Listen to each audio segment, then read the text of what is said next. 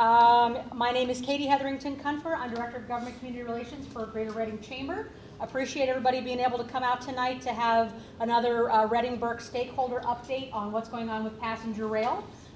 Spoiler alert, great things, good news. So that's why we wanted to bring everybody back together to kind of talk about what the next set of steps are, as well as, kind of what we're waiting for. But we are getting work done. We're not just sitting around waiting. So that's the good news of this project. Want to turn it over to Glynis to give us a welcome on behalf of Alvernia. Thank you for being our host this evening. Oh, thanks, Katie. Am I on a Zoom or am I just No, here? that's I'm just a good here. presentation. Okay, Yep. just wanted to make sure I was looking in the right direction. Things you learn as a new president. Well, welcome to Alvernia. So glad you can be with us this afternoon and that we can host this really important conversation. So much innovation happens here at Alvernia, especially here in our Post Center, where we've already helped over 250 businesses and nonprofits grow. Through the pandemic, we were able to help 100 different nonprofits stay in business and stay serving the community with their with the work of our students. Our students that helped them with business plans and got them online when they weren't yet online, found social media platforms that they could engage in, and really helped to grow the city of Reading in new and different ways. Our students also have helped invest in over $60,000 in local businesses, traditionally unbankable businesses, but that they have helped design the pitches for that have then gone on to angel investing. And really excited about the work that they've done with the Lehigh Valley Angel Network and the support that we've had from them, teaching our students and giving our students these experiences that no other university, even beyond our peer group, could promise that our students get by working with angels and working with the Lehigh Valley Angel Network. So lots of innovation happening here, and what could happen if the passenger rail came back to Reading, and what could we all do together with the ingenuity of our students, the brilliance of our faculty, and working together with our community partners. So excited to be with you this afternoon. Welcome to Alvernia. Thank you, So I'll now turn the floor over to Commissioners Leinbach and Sahelnik if you want to give a couple remarks. Commissioner Rivera gives his regrets. He is under the weather, so he would have been here tonight as well. So if you want to come on up and give us an update. Thank you very much, Katie. Thank you, Glynis. So nice having this facility right here in downtown Reading. Very much appreciate the effort of the Chamber to provide updates, not just here. Jim Gerlach, where's Jim? Oh, over here. Jim actually chairs our Schuylkill River Passenger Rail Authority Community Engagement Subcommittee and has helped host meetings throughout the region in different parts of the county. And in fact, our October meeting later this month for the Schuylkill River Passenger Rail Authority will be in the borough of Pottstown, which is one of the 3 locations for restoration of passenger rail. Reading for Berks, Pottstown Borough for Montgomery, and Phoenixville Borough for Chester County. There's a lot of things I could talk about, but I just in a welcome want to say to you that we are at an incredible point in this process. But we wouldn't be here if it wasn't for people working together towards a common objective. I cannot overemphasize how important it is, first, for us to agree on what it is that we're trying to accomplish, and then to commit to work together to do that. And that working together is more than even Berks County and the city of Reading. It's more than the entities from Berks County in this room. I'm convinced that we would not be where we are if it wasn't for the collaboration and cooperation of Montgomery County, Chester County, and Berks County together. This makes this a multi-county effort to restore passenger rail service. There are many other things that are very different about this process this time. But one of them that stands out to me, maybe above all the others, is that in the past, and I look at Jim because Jim and I know Jim when he first went in the state house and then into the state senate, but then in the U.S. Congress, which he was serving in the Congress when I was first elected. He was involved in various efforts, and they were either state-run efforts or they were really focused on one area, the county, Reading, light rail. By the way, several people recently have used the term light rail. Please don't use that term. Light rail is not what this is. Light rail was one of the first major failures. That's a separate track.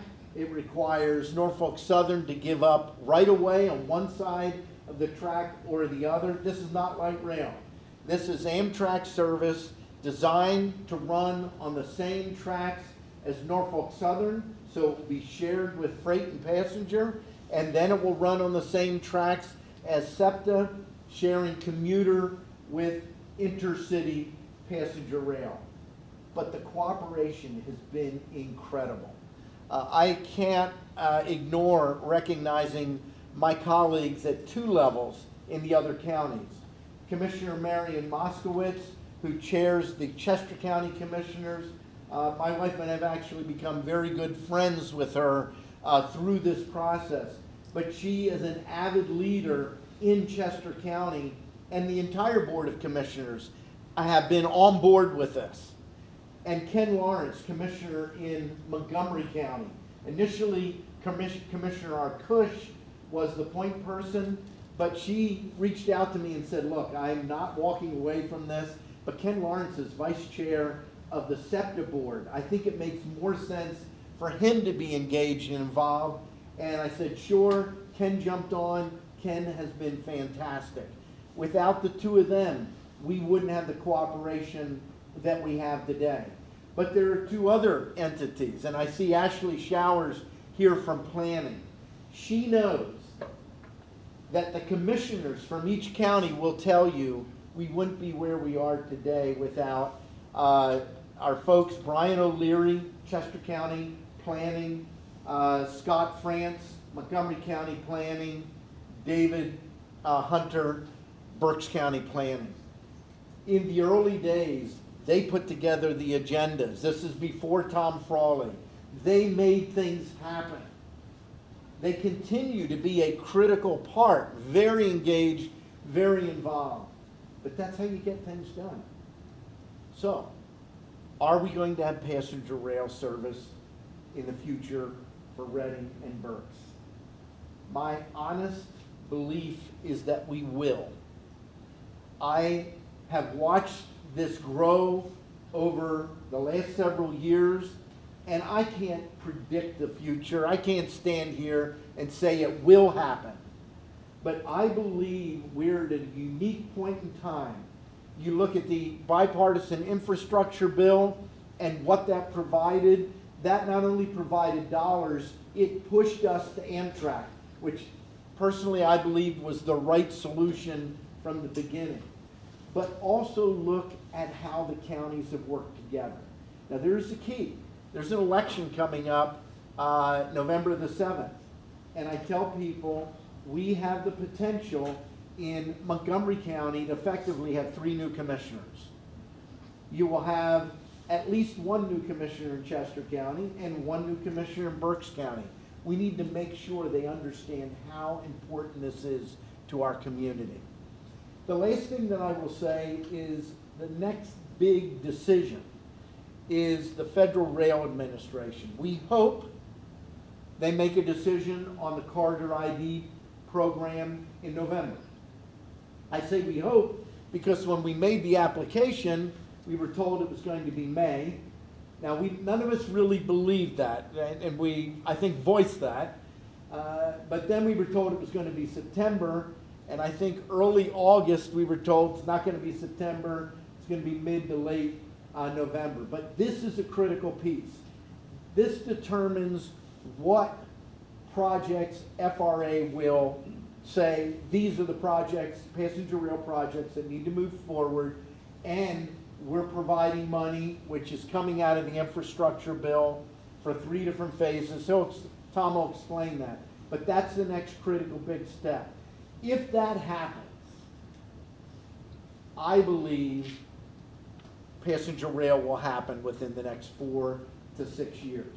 It's still going to take time, not because of so much the rail's there, but there's a lot of work to do, environmental work, negotiations with Norfolk Southern and Amtrak, but I really believe that is the key, that linchpin. If it doesn't happen, it doesn't mean it's dead, but it's going to add, in my opinion, years to the restoration of passenger rail service. So I am very excited. We have a great group here. You're going to meet Tom Frawley. Tom was a great hire.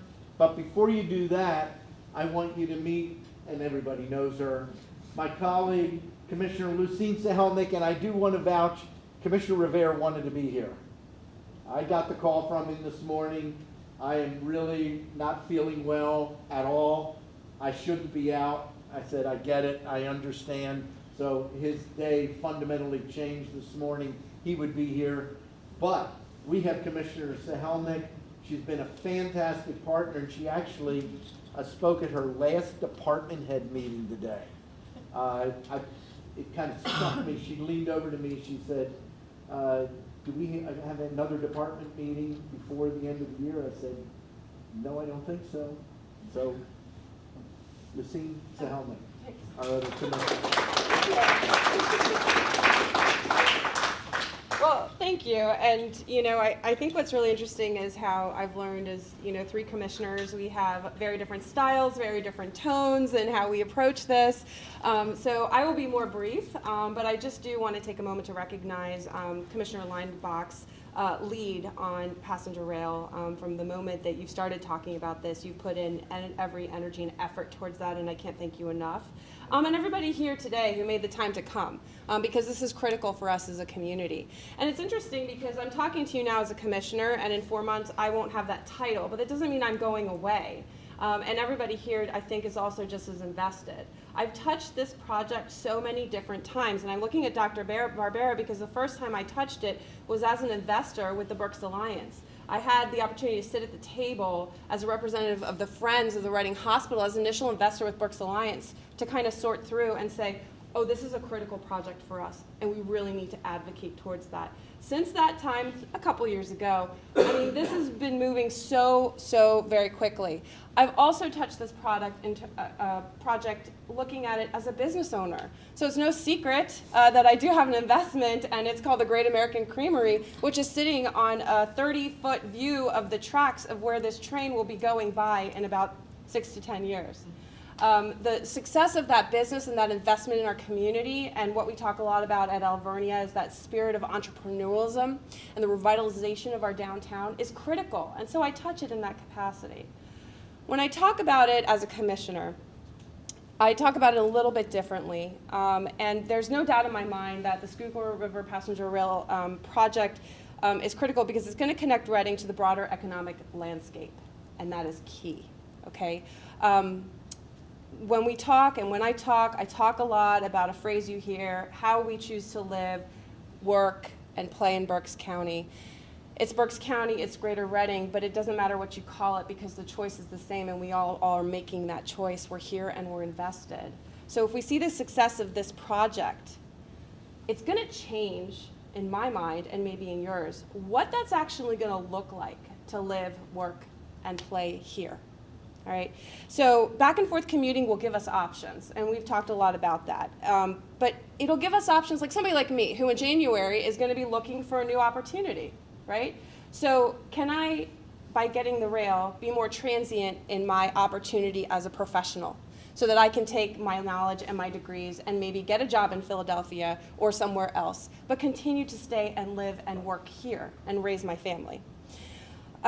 Also about recreation, you know, it's going to work both ways. And a lot of times when I do ask people in the arena or the Performing Arts Center or the Miller Center, oh, hey, where are you from? Are you local? You know, this is great. Most of them are not from here. They're not from Berks County. So we're already getting people to come to Berks.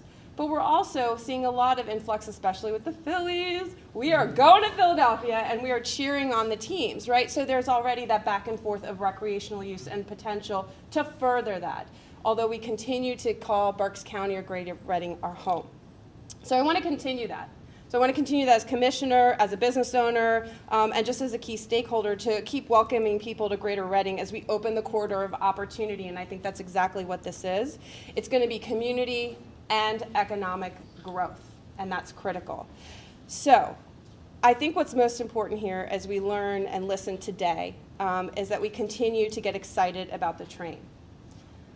I want to be as excited if it's even possible, and shout out to Lynn Burns, who is an amazing executive assistant, because she got this number for me. The first passenger rail train came into Reading in 1838. Fact check me if I'm wrong and tell me later. But can you imagine just for a moment what it was like at that time? People were talking, the train is coming. I mean, isn't that a musical or something? Like, the train is coming on. You know, everybody is coming out, they're in the streets, they're excited, this is gonna change my life. I'm not feeling that yet here in Berks County, are you? I'm not really getting that vibe. I mean, maybe we're talking about it, but we need to make sure that all the stakeholders are engaged. Clearly you are, because you're here. You're a community leader, you're a business leader, you're a stakeholder.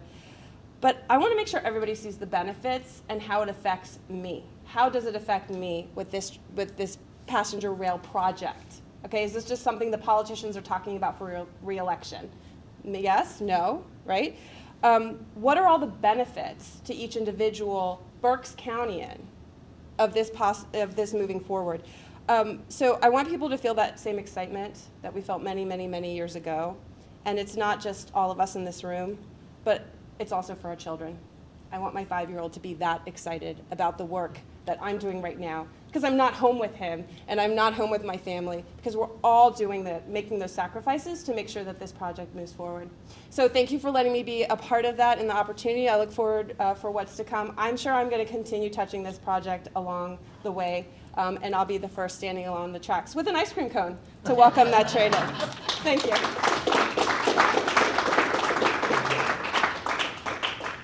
Many thank yous, commissioners. I want to give an opportunity to Mr. Bill Heim to give a presentation on behalf of the mayor. He's laywayed this evening, but he sends his regards if you want to come on up. Thank you.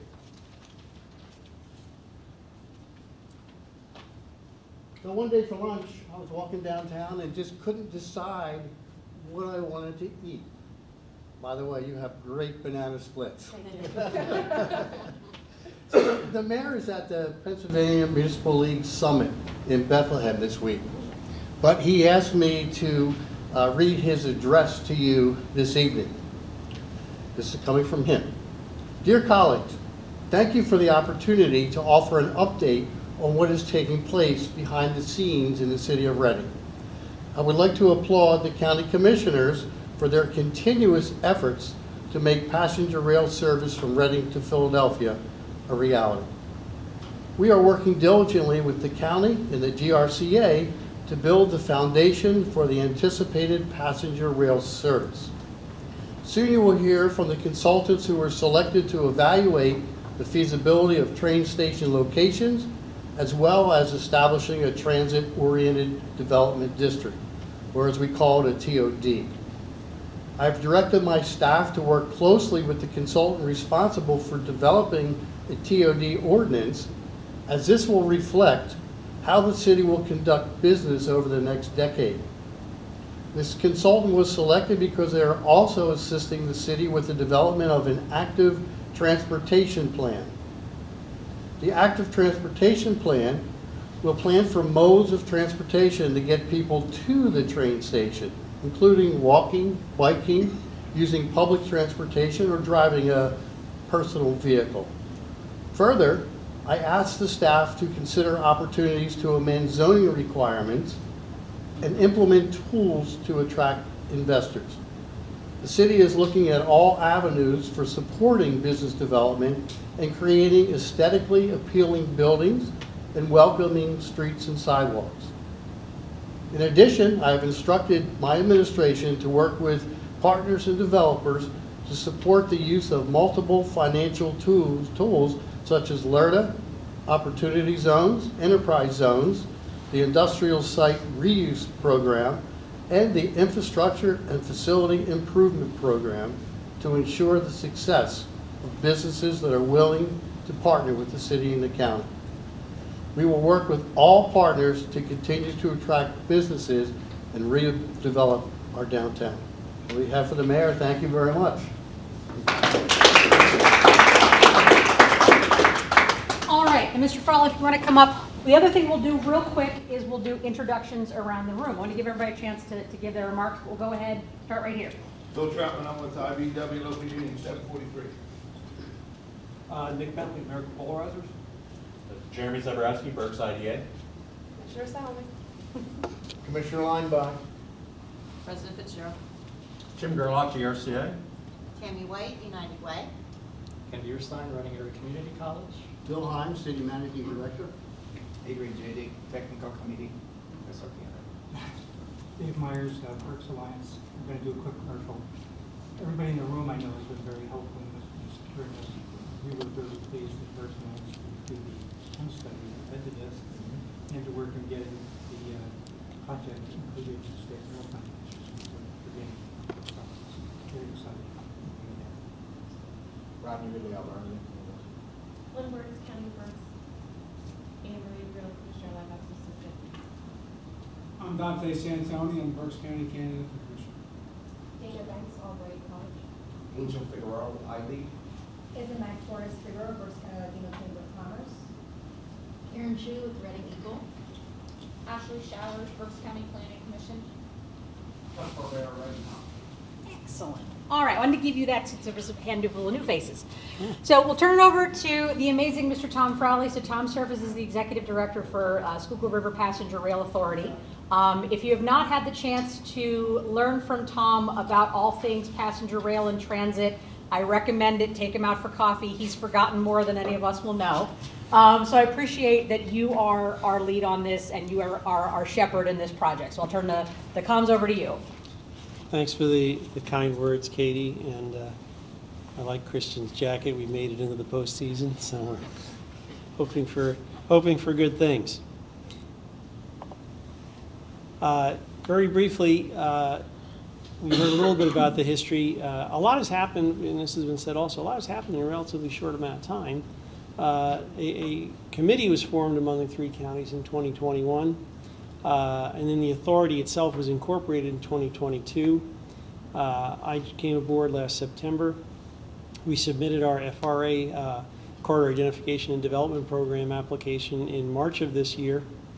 And as was mentioned, the counties continue to provide a lot of support, obviously funding, but also, again, the planning commissioners as staff resources. Just tremendous. Couldn't be doing what we're doing without it. So the organization, there's a 9-member board. I report to the board. We do have legal counsel. We've got I mentioned again, the county planning personnel. We do have a consultant on policy matters from a government perspective. That's Transportation for America. And we are going to be engaging, hopefully, this month, a design consultant who will support preparation of the service development plan.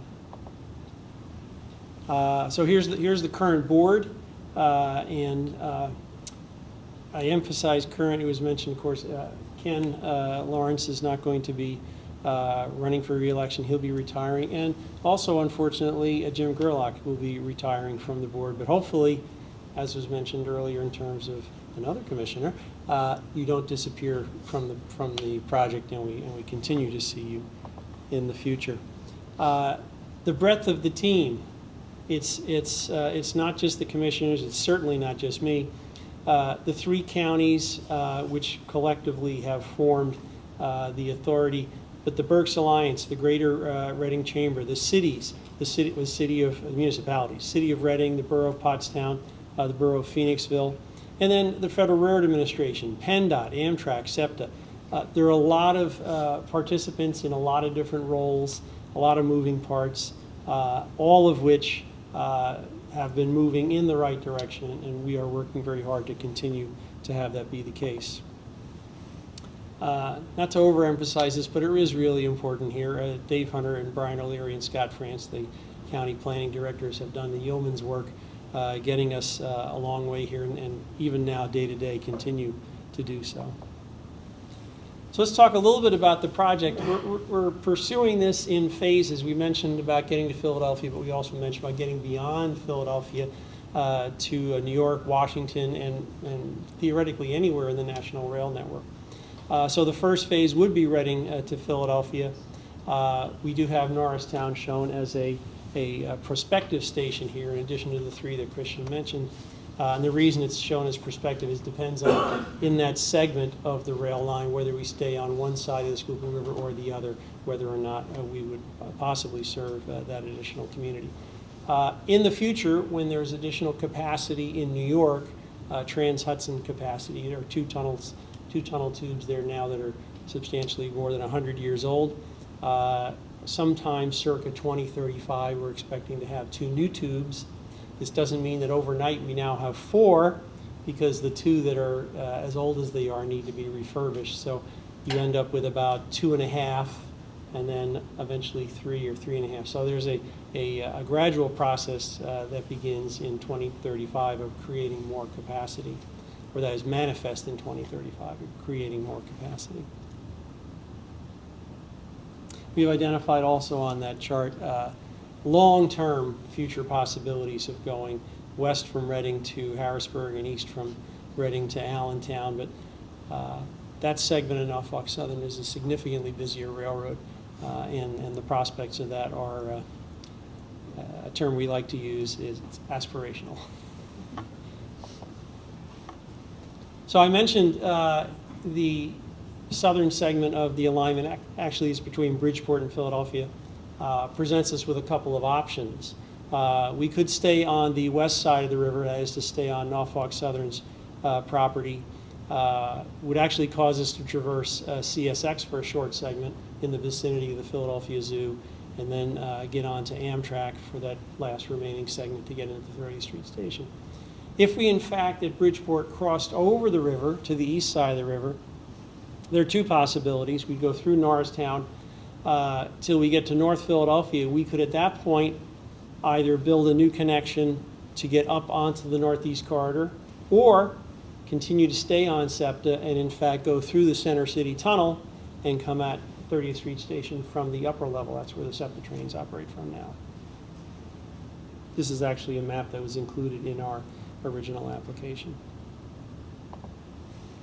So the Federal Railroad Administration's Corridor Identification and Development Program, what the heck is that? God bless you. What the heck is that? It's actually a 3-step program. The first step is to basically scope the project, and this is identified as a seed money stage. There's a $500,000 grant that has no match requirement. This would be followed by the preparation of the service development plan. You remember the title slide mentioned the service development plan. It's a detailed analytical document describing everything from operations analysis in terms of capacity to environmental considerations and, if necessary, mitigation measures. So it's comprehensive in nature, quite detailed. That step, there's no funding ceiling identified, but a 10% local match is required. The third step is engineering and design. 30% design. This is also referred to as preliminary engineering. As with step 2, no ceiling, but in this phase, or this step rather, the match increases to 20%.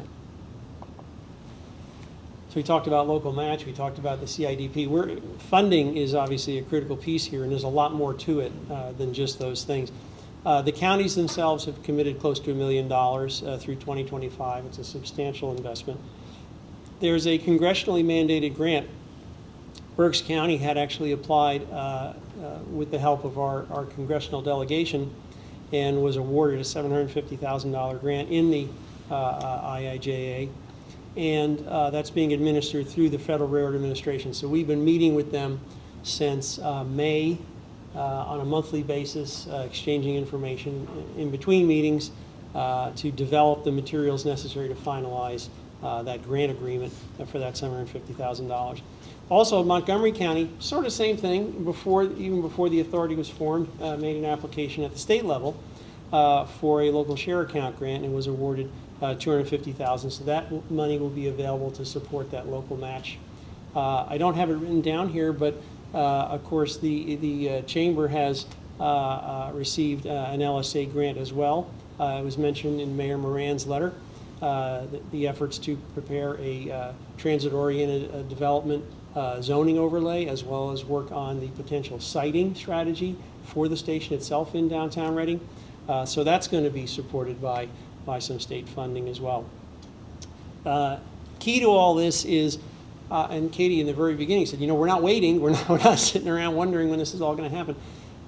We, in fact, because of the congressionally mandated grant, we're going to be able to pursue beginning of the preparation of the service development plan. That $750 is not enough to do the entire effort, but it's enough to get a big chunk of it done, and also by targeting elements that are long lead time or elements that could become critical path items in the program schedule, it'll enable us to get a head start and advance and accelerate the ultimate start date for the service.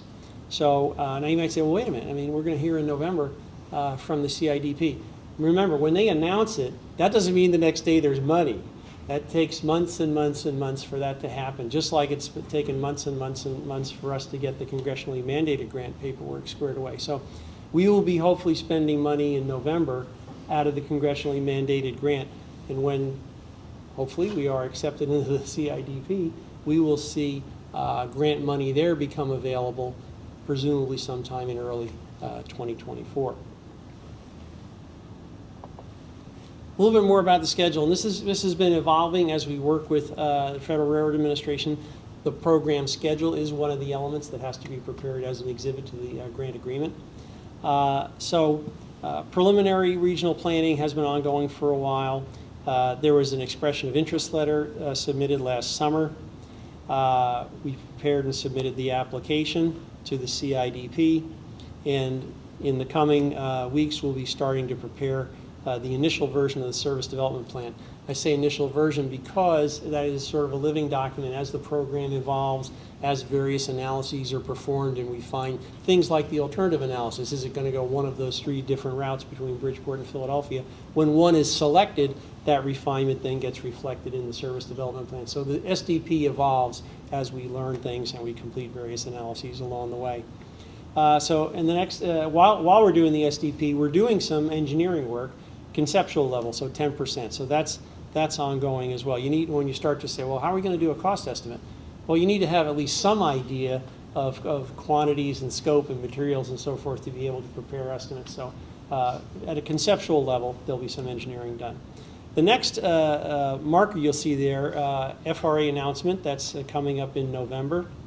And then preliminary engineering will hopefully start in early 2025. Then that last marker, this is a very important one. This is reaffirmation by the authority, by the counties of the authority.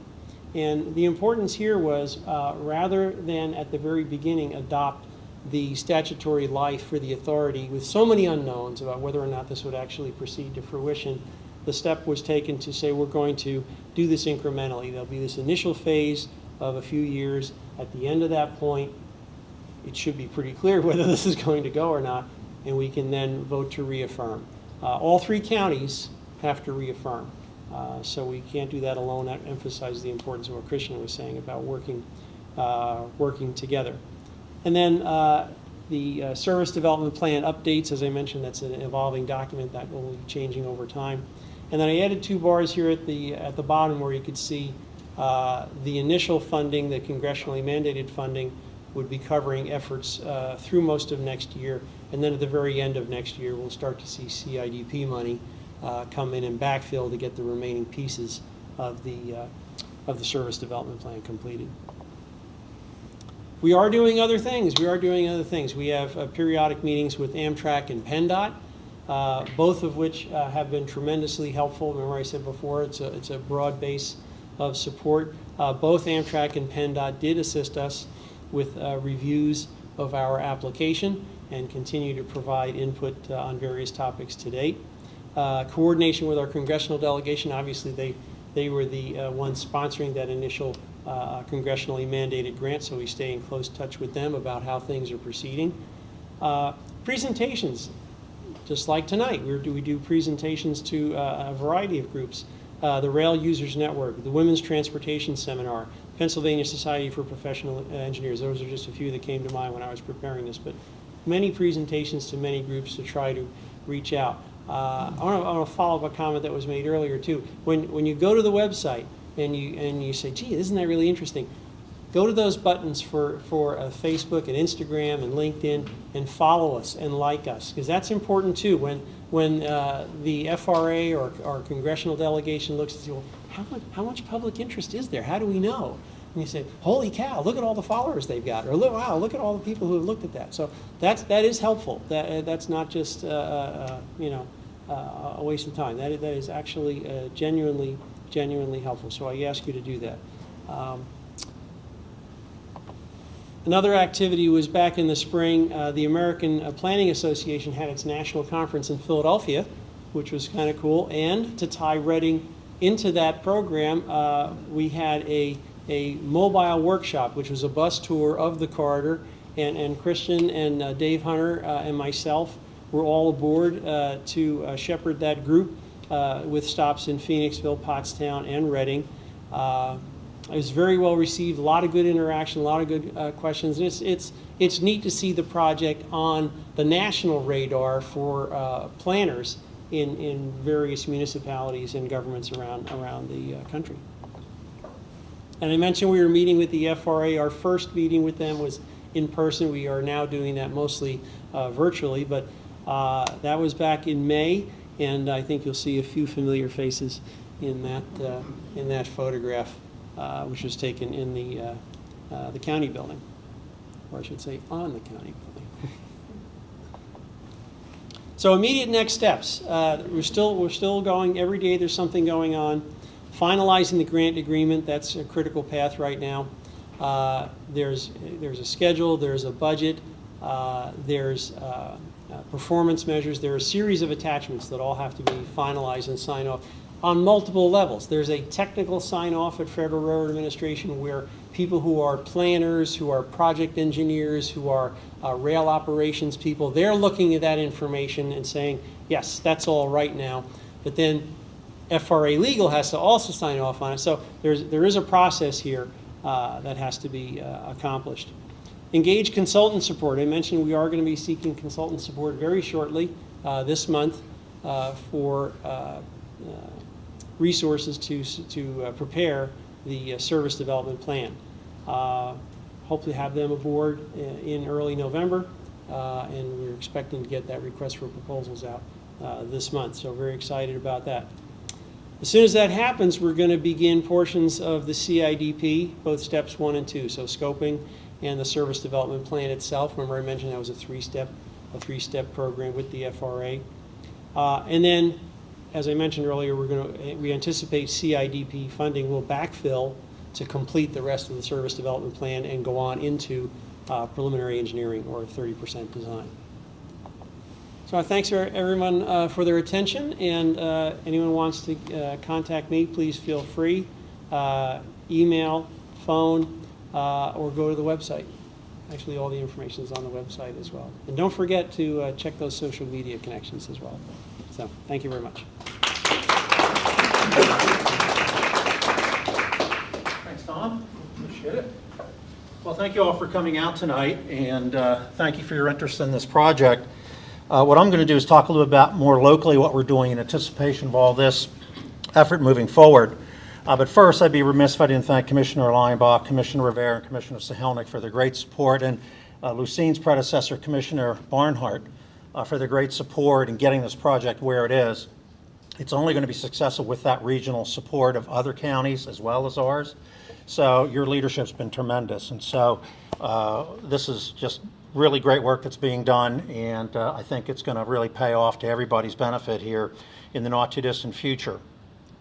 We want to, at GRCA, as well as our other partners in the Franklin Street Working Group that we have, we want to get as ready as we can, as soon as we can, for restoration of passenger rail We don't want to be in a position where we've waited around too long, and as the then process unfolds, hopefully everybody knock on wood that FRA grants the Porter ID program approval next month, that things just are kind of slipping and we're not quite ready for when passenger rail could be restored. So now's the time to be working locally to be ready, just as they are actually in Phoenixville and Pottstown. In Pottstown, they already have some schematic drawings as to where they want a new train station and what they want to build around that in terms of restaurant and residential uses.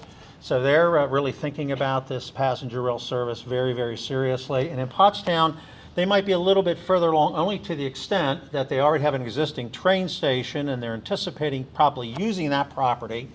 Doesn't mean it doesn't need some reconfiguration of some sorts, but they already have a pretty good location for where they want that service to be going in and out of Pottstown. But we need to come to some decisions here in the not too distant future for Reading.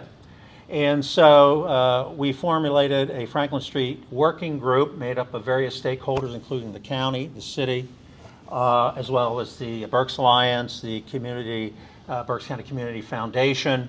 And we, as well as other property owners and other stakeholders in the community, are meeting regularly to talk about two things. One, where would be the most ideal location for a train station in Reading if the service and when the service gets up and running? And then number two, how can the city and county take advantage of that renewed service in terms of revitalization of that Franklin Street zone of the city?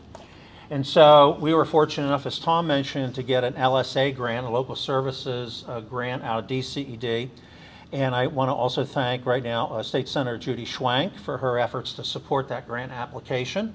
It was terrific, and as a result, GRCA got $140,000 from that grant to be used for two tasks. One, analyzing most appropriate location for a train station, and then number two, and that work, by the way, will be undertaken by a group called Stantec, a firm named Stantec that has already worked with the city in its Downtown Plus planning and has worked all across not only Pennsylvania but the country in these types of projects. So they're doing the train station analysis task. And then the more broader task of transit-oriented development planning for that zone is being undertaken by Simone Collins of Norristown, Pennsylvania. And so we've entered into agreements with them with the use of these grant monies, and we're off and running with those two firms for those two tasks. The train station analysis will only probably take a few months. We in our working group, we're looking at maybe 9, 10, 12 possible locations, but it kind of got narrowed down when you look at the practicalities of where the current track is now, the desire to try to keep the service coming in and out of a particular area of the city that can take advantage of Santander Arena, Doubletree, the BARTA Transit Station, et cetera, et cetera. So it's been fairly narrowed down to a couple possible sites, and those are the sites that Stantec will be really examining, not only in terms of what works best for the city, but you have other issues involving that rail line itself, the corridor. How long would the train be? Would it cross certain streets like Franklin Street and Cherry Street and Penn Street? What does that mean? Do you have to build platforms? Can you use ground on and off, ingress, egress? Those kinds of issues all have to be addressed, all in line with the Federal Rail Administration requirements, as well as what Amtrak would like to have in terms of its service locations. So that work's going to be undertaken by Stantec, and their timeline for the work is really just through the end of the year. They hope to have their analysis report to the group. And of course, we'll share that with all these stakeholders that are here today with that information, because you're going to be very interested in it, I'm sure. And then the second task is the transit-oriented development planning, which is really, really exciting, because really you're taking the existing zoning of the city, land development ordinance requirements of the city, and really taking a hard look at that. Are they the right types of requirements, possible uses that you want to have for the city now that you're going to overlay on top of that ordinance that was passed, or ordinances that were passed in years before? Now overlaying on top of that a whole new set of activity that can occur because you've reestablished passenger rail service. So do you want that exact zoning? Do you want that exact land development use? Do you want those requirements? Or do you want to shake that up a little bit so you're revitalizing interest in property owners to acquire property, develop property in that downtown, and do it in a way that really enhances the quality of life, the social quality of life, the economic quality of life, the recreational quality of life of that part of the city, and then by extension, the entire city and county. So it's an exciting process of all the ideas and all the concepts and all the things that will be studied by Simone Collins in coming up with what they're going to be recommending to the city for purposes of an overlay ordinance, transit-oriented development overlay ordinance on top of existing ordinances in the city. They're going to be doing tremendous amount of outreach, so they're going to be talking to all the city officials, both on the administration side, council side, the day-to-day professionals, Bill, Jamal, those teams, of course, county folks, and they're going to want to hear from developers, existing property owners, and really get a good sense, not only what can be done, but what does the community really want? Because ultimately, you don't want a plan that everybody says, oh, that's not exactly what we'd like to see happen in the city, and then it's going to be put on a shelf and nobody will use it. So it's really, really important that it be an integrative process of developing that plan with all the important stakeholders in the city. So when that plan is completed, which will take about, according to Simone Collins' timeline, probably about a 16-month process, so that will take us beyond 2024 into 25. So as you could hopefully, again, knock on wood, the FRA makes its positive decision as Tom was outlining, the service agreement work that'll be done leading up then ultimately to preliminary engineering. This kind of transit-oriented development planning will also be working in line with what the suggested possible sites are for the train set or site for the train station. It all would be kind of nice to see it all come together over time to the point where when that rolling stock can be purchased and the conductor can yell all aboard, all that's in place. The city's moving forward with a great redevelopment plan through that TOD process, and things will just start popping like that. That's really the hope. So we're excited about the grant being able to be used for those two purposes. We really appreciate all the stakeholders that are working with us, and anybody else that wants to provide us input. We're going to do these meetings regularly throughout the process so everybody, A, can understand what's going on, be informed, and then number two, also provide us your input and your thoughts, because only then, at the end of the process, do you really have the kind of product and the kind of service that the community really, really wants. So that's what's happening at the local level relative to this as the authority moves forward, the board and Tom moves forward with its work with the FRA to be ready for federal approval for the project. So with that, according to our agenda, we're going to move to just Q&A. So questions to anybody that's presented here or amongst yourselves as stakeholders. Feel free to ask questions of any other organizations that's represented here today. But open up the floor to questions to anybody, any organization, and we'll try to answer questions as best we can. I have a couple questions for Tom real quick. Go ahead, Jeremy. You had under the conceptual design this 10% and under the preliminary design the 30%. Could you clarify? I thought the parentheticals said 30. I didn't know what those meant. So could you clarify for me? That 30% design, it typically ties with the level of effort to get me to that point. The benchmarks historically were like 30, 60, 90. So 30% preliminary and then final at 60 and at 90. And so those are where you submit a design, you finish review, you get feedback, you do the next set of drawings, and then you go from 90 to 100, and then you're ready to prepare a construction drawing set. I think we're mixing two different things. 10% match is part phase 2. Oh, I'm sorry. Tom, do you want to come up and get that slide back up so everybody knows what you're referring to? Right. He had matched, but he also had next to those two phrases, he had parenthetical. I didn't know if that was like 30% submission accomplished or if that's 30%. Do you want to put the slide up so Yeah, everybody knows which one you're referring to? Yeah, let's go back there. It's a preliminary plan, it's not a complete plan. Gotcha. 30% plan. Jeremy, this is why you're the head of the IDA. You look at this information really closely. That one? Yeah, so Okay. What there's we're another one saying that is- also had in the The developed timeline scope, one. there was a 10% there too, with the Yeah, timeline. well, yes. in here, when Yeah, we're thank you. doing the service plan, there's actually conceptual engineering being done as well to support that. The example that we talked about earlier, where we say, okay, we're gonna do a cost estimate.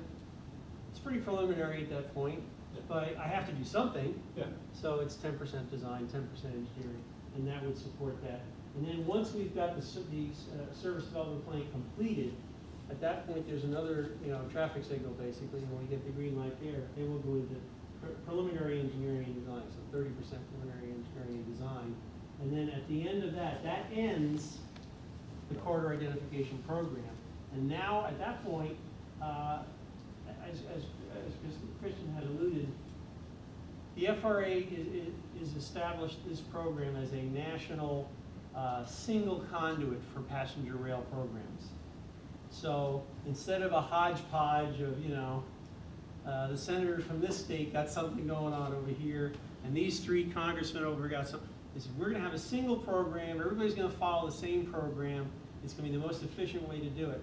And once you're here, they wouldn't have taken you this far if there wasn't a very high, it's not guaranteed, but a very high likelihood that you're gonna then proceed into final design, right, 60, 90, and 100%. And at this point, we don't know for sure, but we've been told we expect a 20% match requirement for that piece of the work. And at that point, we move into implementation. yeah, no, I'm not in the rail business, so I didn't know if that meant like 30% of the engineering is completed that time. Yep. Or if. Yeah, 30% design means you've got about 30% done. Okay, that's what I Exactly, was, and 10% conceptually. perfect, thank you. Exactly, I'm sorry. No, I wasn't. I'm not in the industry, so I don't know how to ask it That's in all right. an efficient way either. You got it, no, we're on the same wavelength, now we're good. Other questions, anybody, or comments? I do, Jeff, Please. have a question. Yeah. With regards to the Franklin Street committee that you referenced, the stakeholders, any of those stakeholders, actual business owners or property owners within the area that the committee is proposing the actual location? American Polarizer, Saucony Creek, Reading Foundry, yep, are all participating. How many members, I'm just curious? Oh, 15? 15, 20? And if there's others interested, be glad to have them join on. It's not an exclusionary club. With the No, Community just Foundation, Kevin curious. couldn't be here tonight, there's a couple other. Yeah, the groups Community that are- Foundation, yeah, Berks Alliance, so. Just curious, like you said, that what the committee is gonna come up with is going to be presented. They're gonna need feedback and input Yeah. from the community. Right. Let me ask this, you as a part of the actual committee. Yep. Then the last question I have is regarding the, you mentioned about 9 possible locations for the actual station. You're narrowing it down. Can you give us an idea of where exactly the committee is looking? Just south of Penn Street and just north of Penn Street, basically. Not a lot, right? Yeah, and, the north of Penn Street would be right across from the county government services building, that parking lot area. But you do have those brick walls and all that. Trenches of challenge. The trench is a challenge, and then just south of Penn Street, we already have strip of land next to Santander and to the BARDA Transit Center. You have some opportunities there. And to be clear, your initial train station doesn't have to be a nice big train station like the one at Saucony Creek right now, for example. It could be a kiosk structure with just an overhang that is of certain dimensions that meets the needs for what the anticipated rail service users would be at that initial point in time, and then over time build that out. So It could be a portion of the train station itself. it could be a portion of the train station, yeah. Could be a lot of different configurations. The reason I But those are the two most likely, only because the general consensus is you want them to stop right there in the central part of the city where you have other amenities that will really accentuate things that are already going on already.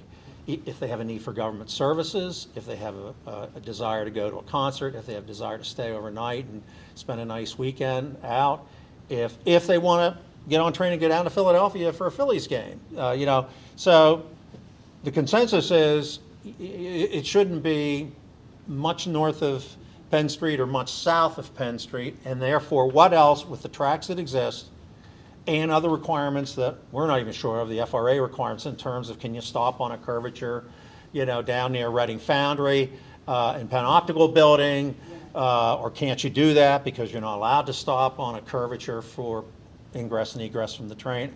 Those things all come into play for a final crystallization of what the most suitable location is.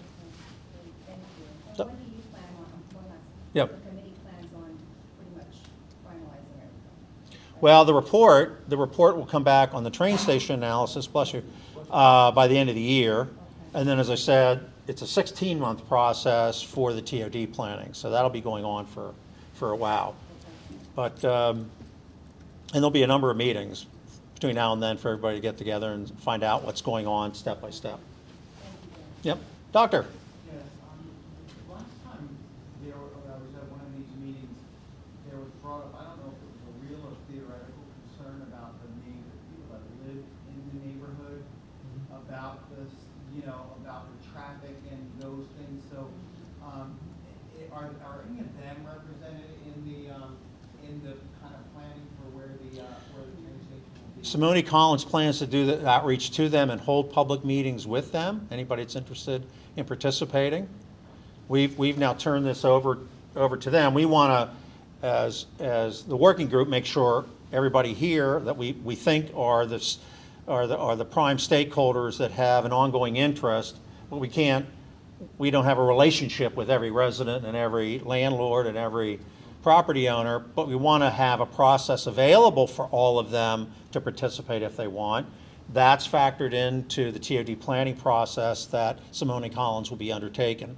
So yes, there should be community-wide ability to understand what's going on and come to a meeting and say, this is great, or this is terrible, or some of it's great, some of it's terrible, can you do this? So yeah, we want to make sure everybody has an opportunity to have their say. Thank you. Yep. Yes, sir. I'd just like to make a comment.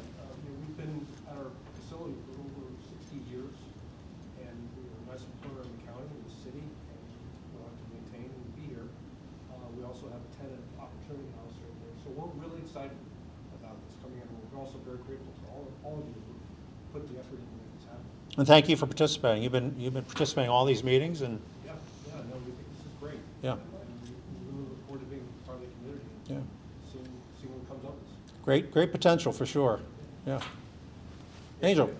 First of all, I just want to thank all of you for this effort. One of the things that, when the two commissioners spoke, one of the things that Lucille said was, I want my group to be excited, my kids to be excited about this 10 years from now. Obviously, Isaac and I are beyond that, right? Our daughters are leaving, and perhaps some of them are leaving. And I come to you from a place of a kid, I was brought up in the city with trains in Jersey City, and that's all how I remember commuting from Jersey City into New York and exploring the Big Apple. With that being said, other consistent words that I heard was engagement, being inclusive, making sure that everyone is represented at the table. And again, I think I know the vast majority of you in this room, not everyone in this room looks like people that live on Franklin Street or on Pine Street. We used to live on Pine Street, on the south side, we have properties. To that end, whatever we could do in making sure that those voices are truly represented in this process, because this is gonna have generational impact, right? It's not just the excitement of now, the vast majority of us will be beyond, some of us are going into retirement, others 10 years from now are not gonna be here. So whatever we could do. Oh, even if you're going into retirement, you hope to be here 10 years from now. At least I do. Whatever we could do, because I've been to a lot of these discussions where, one, we recognize the existing population, the changing demographics, and the future demographics. I mean, specifically the Latino community represents a vast majority of that in the city, in the county, in this region. I mean, both hospitals depend heavily on that. Yeah. So again, on behalf of the chamber, whatever organizations we represent, and making sure that that process is inclusive, because I've been down this path before, unlike the train, but with the river. And there was a lot of momentum on the river development, and where they fell short was, and I know because I was a councilman at that time, the district, where they fell short was including the voices of those communities. I think we would all agree that that's the only way this is going to be successful and sustainable from now 100 years from now and into the Yeah. future, so. Well, to that point, and it's a follow-up to really to Dr. Barberas, is if you have some names to offer us that you think ought to be engaged and be part of this conversation moving forward, let us know who that is, and we'll get those to Simone Collins to make sure they do the outreach to them and they get them engaged. Speak Spanish? What's that? They do? Okay. I'm sorry, I I was didn't. asking, does anyone have the ability to speak in Spanish? At Simone Collins? Yes. I don't know that. I don't, do they, David? Right. Okay. Yeah, but if you have some specific ideas of individuals you think ought to be included in the dialogue, let us know who that is. We'll get them to Simone Collins, make sure they're part of that process. Awesome. Yeah, There's a lot of excitement in the Latino community. People have been talking about it. Good. For a long time. They just need to know what, where, and Yeah, what's going yeah. on. So access to the information is Yeah. going to be key. yep, definitely. Adrian? I think it was. Who, Bill? Sure. Okay. Yeah, Ken Okay. Earstein from RAC. Yeah. First off, I echo what several of you were saying. I can't think of a more rigorous process than you've already undergone to a great extent to get this thing, to get the momentum started. I mean, just a fantastic job. Well, Christian and Michael and Kevin and then Lucine, the commissioners have driven this most recent process to where it is, no question about it. The return on investment for this community, and anybody involved in it is obvious to me. And they made that decision to really move forward, Ken, after Berks Alliance, to your credit, undertook some studies that really crystallized the numbers of how advantageous restoring passenger rail would be. And Commissioner Leinbach and Rivera and Barnhart and now Lucine as well recognized that importance and made this effort to really create a regional a band of brothers, so to speak, to really push this project as hard and far as we can. I think you may just have answered my question, Jim, but my question was going to be, I don't see the longer-term economics on this of how it's going to have to be funded on an ongoing basis. Is it a loss leader kind of? Yeah, Tom, would you like to speak to that? Yeah, well, Tom's going to come up with the money, according to his job interview. He was going to come up with the money. in all seriousness, we speculate at this point, based on some of the work that's been done, that it should perform pretty well. Amtrak service generally, compared to transit service, performs exceptionally well. Amtrak across the board recovers about, I want to say about 80% of its operating costs through the fare box. It might even be a tad higher. That's not taken into, I mean, the capital No, required that's for separate. something That's an like this operating is- requirement. That's operating, recovery of operating costs, yeah. But it depends, you know, it's, you know, there are a lot of factors that are gonna go into that. We're optimistic about that. Amtrak is viewing this as part of their national network. So there'll be Amtrak funding to support some of that. There could be some need for state funding, just like PennDOT now funds the Harrisburg train, the Keystone. So Harrisburg, Philadelphia, New York. Passenger rail operations are very expensive. And people, Amtrak, as I said, performs exceptionally well compared to other passenger services, not just in the United States, but around the world. And you have to look at it from the perspective of infrastructure. Is having a public alternative for people to get to and from Reading, connecting Reading to other places, is that, you know, fundamental infrastructure or not? I mean, I don't expect the fire department to make money, but I'm sure glad they're there. And it's kind of the same thing, that you say, well,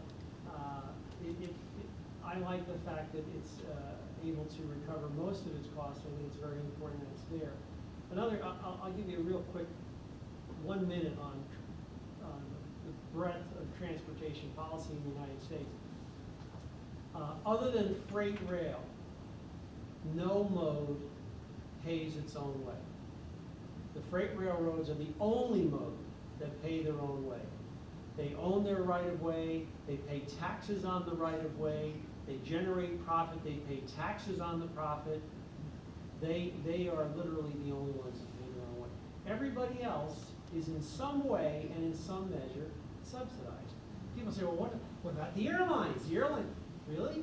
Who funds the air traffic control network? Yeah. Oh, the taxpayers do. That's right, that's right.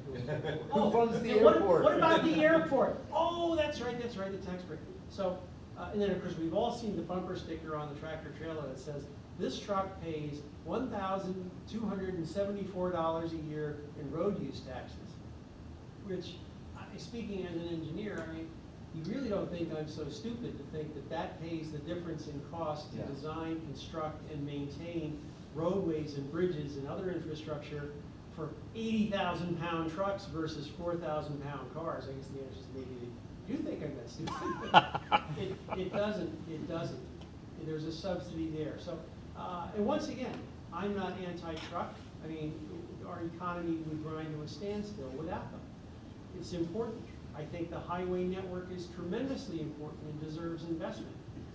All these elements, good transportation is sound investment on an entire broad list of policy perspectives.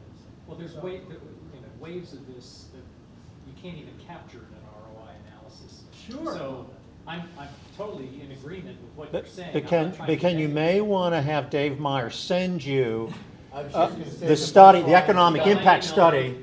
Yeah, it really is fascinating. So I just did, well, Along the corridor, Thames, traffic engineering, something, they did prior to the formation of the authority. It'll show you at least the numbers back at that point. the more I know, the more I can. It would be, you'd be really fascinated It's by on it. the website. Yeah, let me touch on, this is an important, if you remember, I mentioned there's several things that are different from ever before. When passenger rail service ended, it was operated by SEPTA, commuter rail.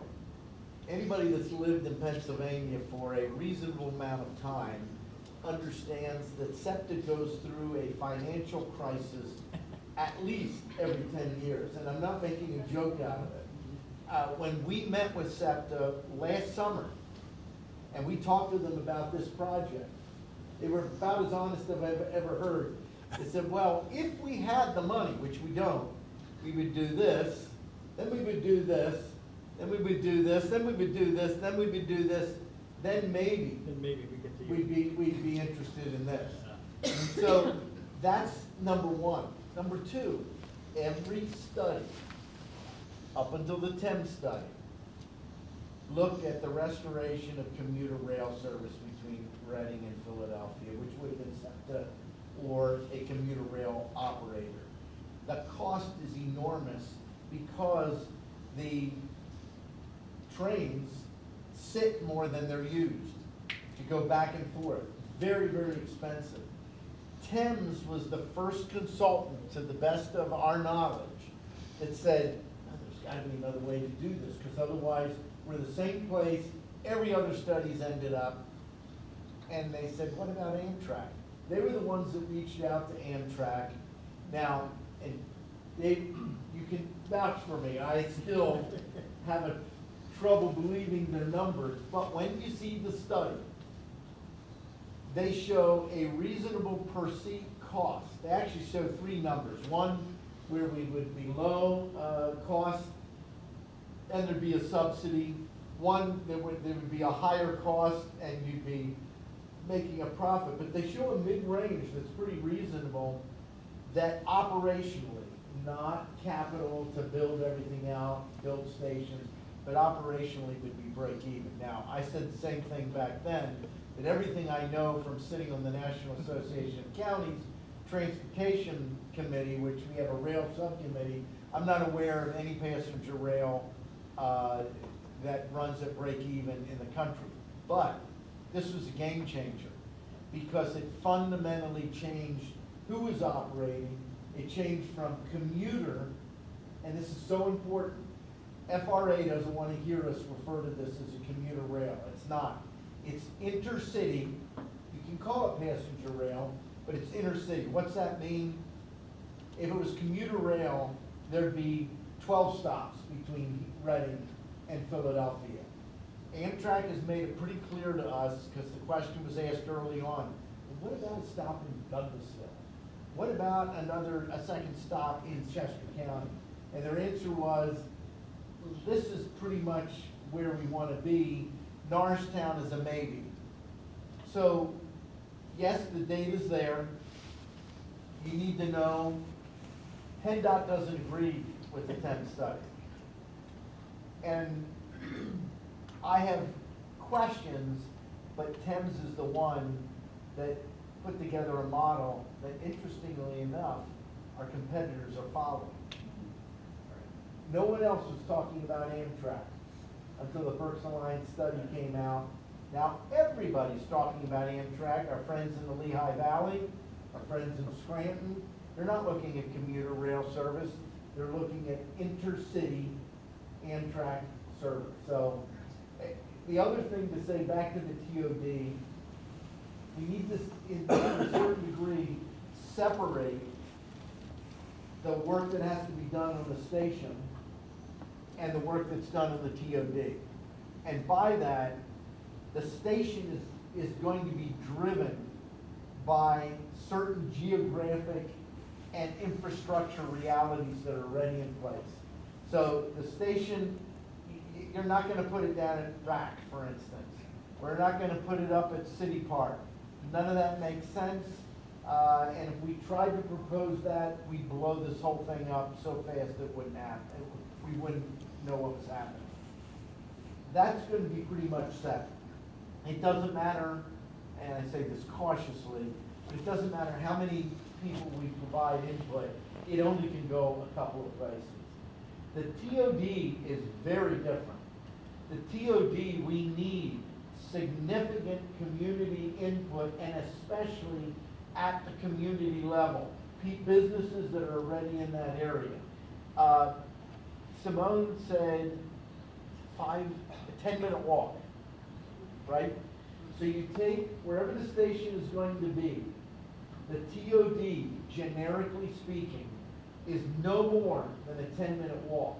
Half a mile radius. Direction, a half-mile radius, 10-minute walk. Now that would end up with a circle. We're not saying it'll be a circle, but that gives you an idea. That's a pretty big area when you consider walking 10 minutes any direction from the Doubletree or Franklin Street Station. That's generally where you are. So who's in that area needs to be part of that. And potential businesses, residences, because it's going to be mixed use of some sort. So that is critical for community involvement. I'm not saying community involvement doesn't matter with the station, but it's pretty much can only go a couple of places. So hopefully that's helpful in both of those areas. And just to follow up on the one point Christian made, the fact that this is an FRA project as an intercity rail project versus a commuter rail. Commuter rail comes under the jurisdiction of the Federal Transit Administration, the FTA. Different process, different funding sources, different funding programs, different timelines. So it's better for us to have this under the FRA as an intercity for one very specific important reason. The FRA has jurisdiction over all commercial freight lines in terms of the ability for passenger rail to access those freight lines by law. If this were a commuter rail project under the jurisdiction of the Federal Transit Administration, there would be no statutory right of Amtrak to access that right of way, or SEPTA, without Norfolk Southern okaying that. And so if Norfolk Southern said, no, we're not going to allow a commuter rail service on this freight line, that would be the end of the discussion.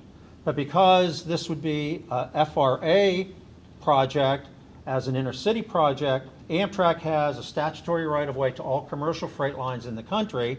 Now, they still have to negotiate what right-of-way improvements have to be done, and maybe Norfolk Southern says, well, no, we need a little better improvement to the Black Rock Tunnel, or we do need another switch here at Bridgeport. They're going to have to negotiate that out, and if they can't come to an agreement, then that issue will go before the Surface Transportation Board. And the Surface Transportation Board will render a decision, and both parties are going to have to agree to that.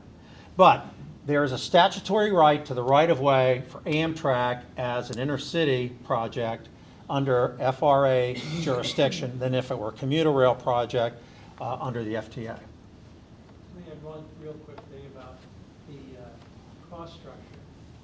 It's been mentioned it's Amtrak. We did formally identify Amtrak as our proposed operator in the application.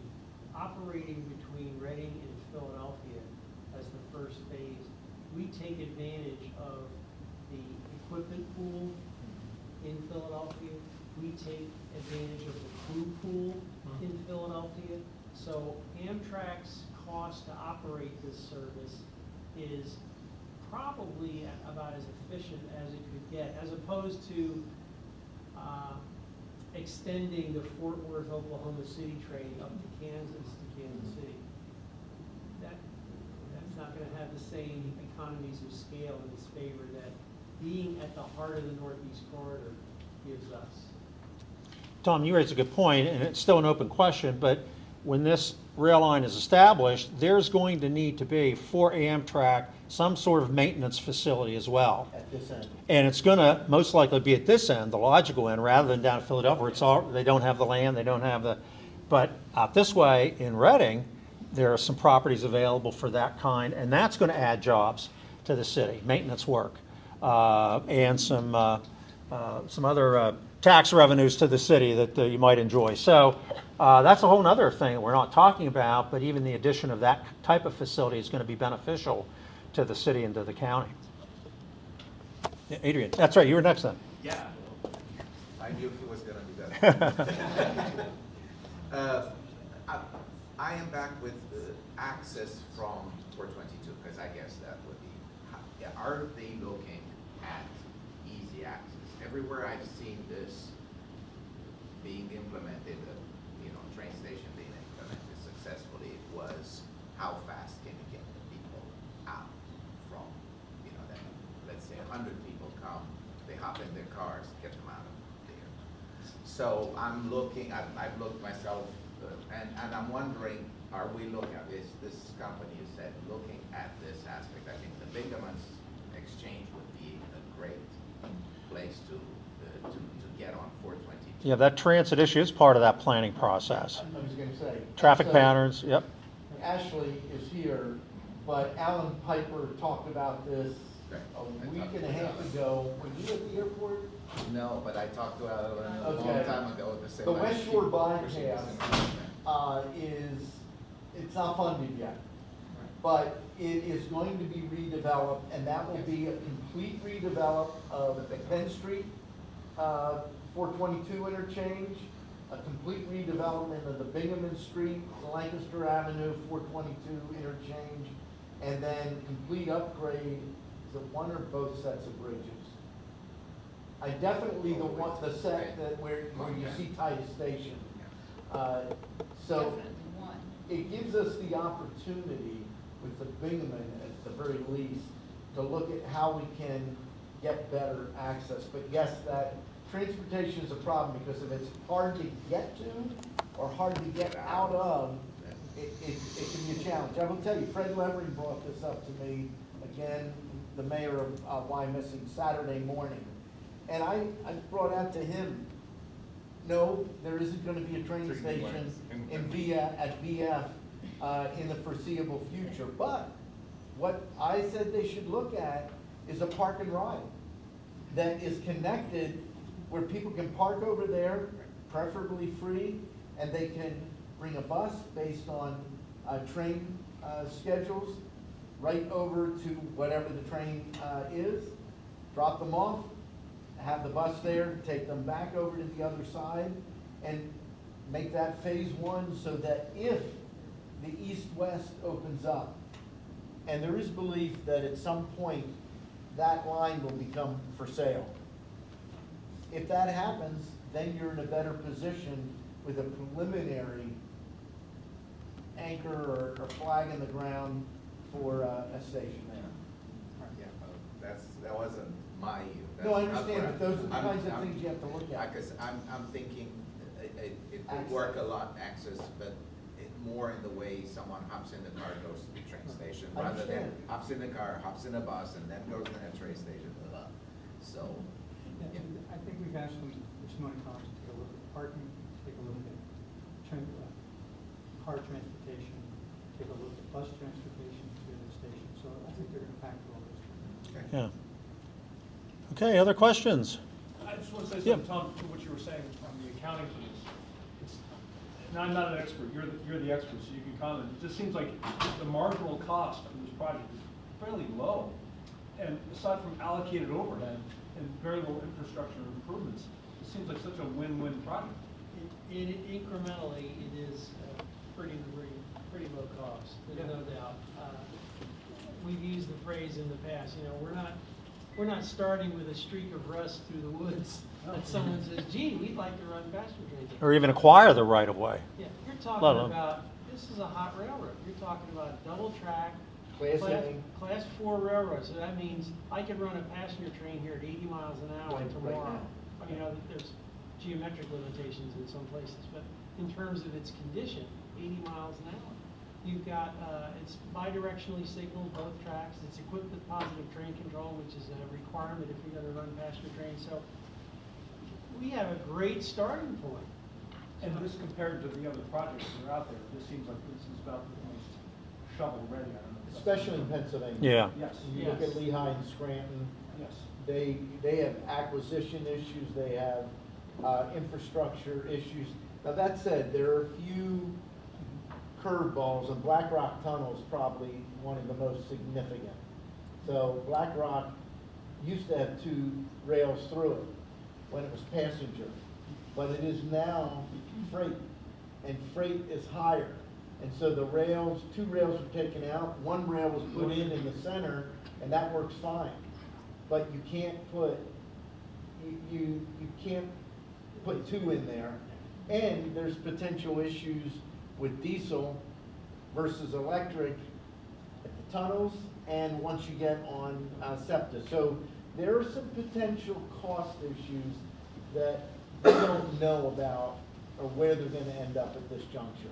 If Black Rock Tunnel had to be rebuilt, that's enormous. No doubt. Any other comments, questions? All right. Again, Glynis, thank you for hosting us tonight. We really appreciate it. Thank you. Katie, thanks for arranging. Thanks, everybody, for coming out, and we'll certainly be back in touch. That's for sure. Thank you. Thanks, Tom.